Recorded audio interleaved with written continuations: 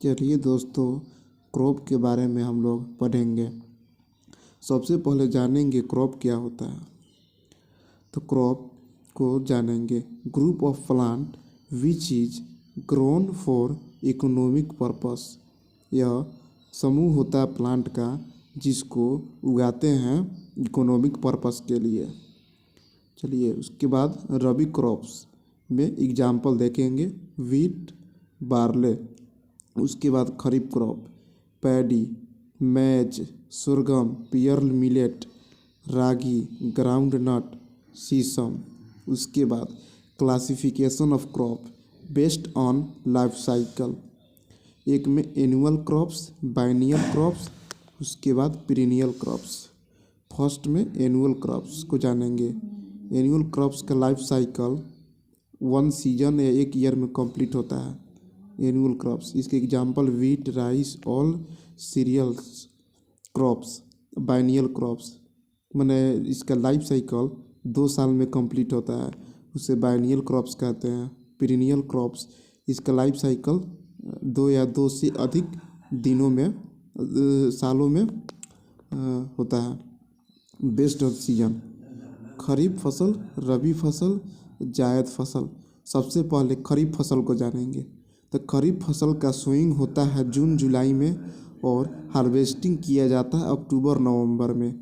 और खरीफ फसल को माने ग्रोथ के समय वार्म वेट क्लाइमेट चाहिए और फ्लावरिंग के समय 100 डे लेंथ होना चाहिए। जितने भी खरीफ फसल होते हैं ना, वो 100 डे प्लांट में के अंदर आते हैं। उसके बाद चलिए रबी फसल को जानते हैं। रबी फसल को सोइंग करते हैं अक्टूबर से नवंबर और हार्वेस्टिंग करते हैं फरवरी से मार्च के बीच में। और ग्रोथ के समय कोल्ड डे क्लाइमेट होना चाहिए और फ्लावरिंग के समय लॉन्ग डे लेंथ होना चाहिए। ऑल रबी क्रॉप्स लॉन्ग डे प्लांट होता है। जायद सोइंग करते हैं फरवरी और मार्च में, हार्वेस्टिंग करते हैं मई और जून में। मैंने इसके ग्रोथ के समय उसका क्लाइमेट वार्म डे क्लाइमेट होना चाहिए और फ्लावरिंग के समय लॉन्ग डे लेंथ होना चाहिए, जैसे एग्जांपल मूंग, उड़द।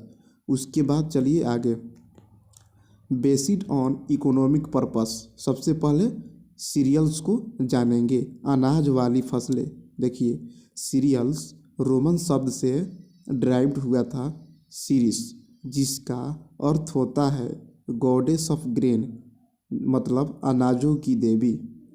इसका इडिबल पार्ट होता है ग्रेन। इसका फ्रूट टाइप यानी फल प्रकार कैरियोप्सिस होता है। सीरियल्स क्रॉप में डिफिशियंसी होती है एमिनो एसिड की, जैसे लाइसिन। स्टेपल क्रॉप्स भी कहते हैं। चलिए रबी क्रॉप्स में जानेंगे पल्सेज को। पहले एग्जांपल वीट को जानेंगे। वीट का बेसिक इंट्रोडक्शन जानेंगे, जैसे वीट का बोटनिकल नेम होता है triticum aestivum, king of cereals. इसमें प्रोटीन पाया जाता है 11 से 12%, जैसे ग्लूटीन प्रोटीन।